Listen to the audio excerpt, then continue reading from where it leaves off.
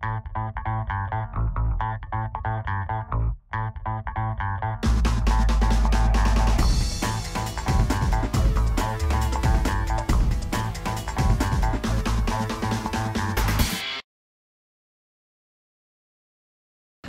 I'm Sharon Volman, Vice President Editorial Director of OSP, and today I'm here at the Fiber to the Home Council Show with Dr. Bernhard Deutsch, and he is Director of Marketing and Market Development with Corning Cable Systems. I want to thank you so much for having us at this wonderful booth that shows clearly the line between the OSP and the in-home networks has changed forever.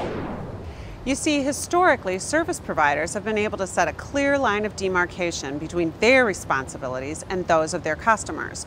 All that has changed with the explosion of video on demand and IPTV, in-home wireless networks, and the adoption of digital cameras and portable media players. These elements, along with the customer's desire to access, store, and personalize that content, have combined to create a perfect storm of both opportunity and peril. We're here to explore how that perfect storm impacts the traditional definition of the OSP and how providers and vendors alike can use that to their advantage in today's market. To begin this exploration, let's discuss the changes we've seen thus far. Can you frame the market situation for us, Dr. Bernhard? How have carrier access networks evolved just over the past few years? Yeah, traditionally, fiber networks have been deployed in the long haul and metro networks and basically stopped at the central office. And from there, a copper network was deployed in the access network. Now, fiber has been deployed in all central offices, basically, with fiber distribution frames that basically translate the active electronics to the outside plant world. Let me guide you through the outside plant world real quick. So now the fiber optic cable comes from the central office into the outside plant, into the feeder section, runs all the way to a local convergence point cabinet in which the optical signal is split by an optical splitter, for example 1x32, and then it will be fed into the distribution network segment, also fiber optic cable like the one you see here on this strand, and goes all the way to the network access point terminal, in this case a multi-port terminal.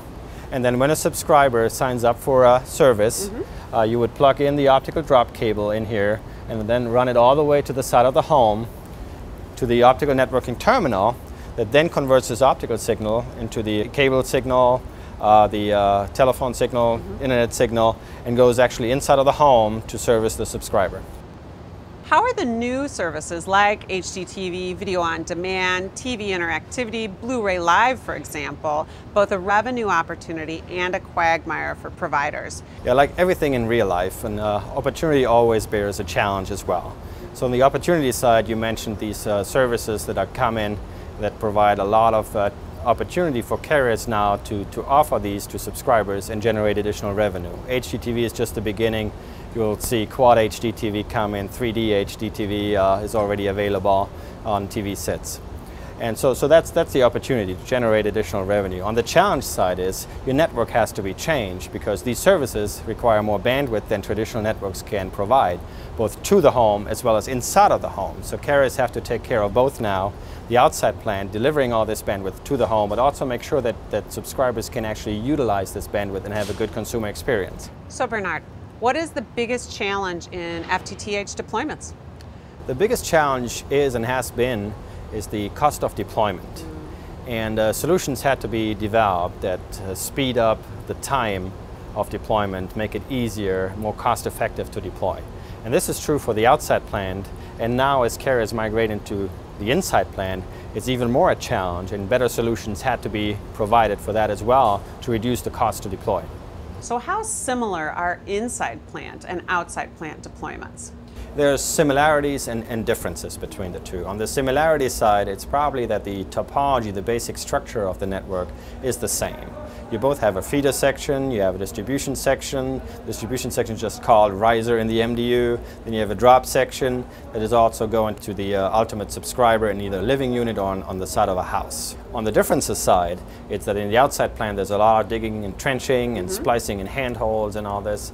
On the MDU side, in the inside building side, it's pathway creation, placing the cable, making sure that it's hidden and aesthetically pleasing. And also that the installer in the MDU is still more used to installing copper, so he wants to treat fiber just like copper cable. Are all fiber to the home deployments the same for all MDUs?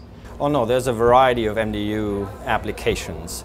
So the first one is the pure size of the MDU. You have small ones, garden style ones, where you basically have a terminal on the outside wall, and then you run drop cables to the MDUs on the outside wall to every living unit. And then you have mid-size, larger ones, where you basically also have a copy of the outside plant network, like a cabinet with a splitter. So it's actually the same functionality, as well as same look for the installer. So he doesn't even have to change from working in the outside plant to the inside plant. So this cabinet is the same as we've shown in the outside plant. There's a splitter in it, and then it goes to the riser section for a high-rise application MDU, and goes out to each floor. On each floor you would have a fiber distribution terminal, where you would basically connect the subscriber with a drop, runs then through the wall, through wooden studs in this case, and installers, as I mentioned, want to handle fiber just like copper, so they staple the cable, do tight 90-degree bends, and multiple of them, and you want to make sure that fiber can withstand that with a good fiber and cable solution, and that they wouldn't lose the optical signal in this. The other difference is, not from the size perspective, is it an existing structure, a brownfield structure, or is it a brand new structure, a greenfield application? In this case we show the greenfield, and let me show you also the brownfield application. So we spent some time in the greenfield environment, and now we're going to go into what would be a brownfield application, correct? That's correct. Okay, show me the way. Thank you. So here we are inside an MDU, and share with me some of the challenges providers face as they work to deploy fiber in this MDU.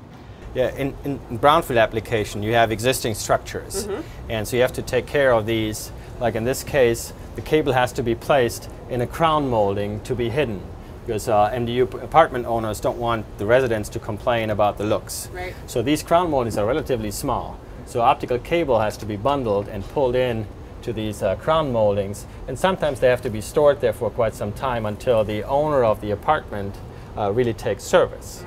So that's the first challenge. So the other challenge is that along a hallway in an MDU building, you actually have a lot of 90-degree bends. So the optical cable solution has to be capable of doing all these bends without inducing signal loss, so that the picture quality, the internet service is still good inside of the residence. Despite all the bends.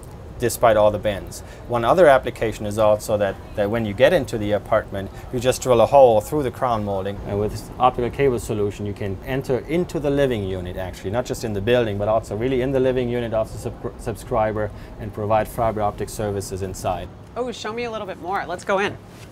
So one of the other challenges in a brownfield application for MDU is that when you go inside of an apartment, that the apartment owner doesn't want the cabling infrastructure to be visible. Exactly. So one example would be that you have a very small optical cable now that can be also installed like a copper cable along a door panel here. It's barely visible. Wow. The other challenge is that where do you put the active electronics? So in this case we show an example where the ONT is placed inside of a closet, and then you can run your cable up here and place it through the attic. What does it mean for providers who are working to learn about the constantly changing technologies for now, both the OSP and in-home networks? Yeah, so as networks obviously evolve for carriers from the outside plant to the inside plant in MDU buildings and ultimately into the living unit or inside of the home, they have to stay on top of these technologies and take advantage of educational opportunities like here at Outside Plant Show or in Outside Plant Magazine, read about the latest technologies. Wonderful, and that's why we thank Corning for helping us today with this great booth and explaining why the OSP and the in-home network are married now and forever. Thank you so much. You're very welcome. We appreciate it, and thank you all for spending time with us.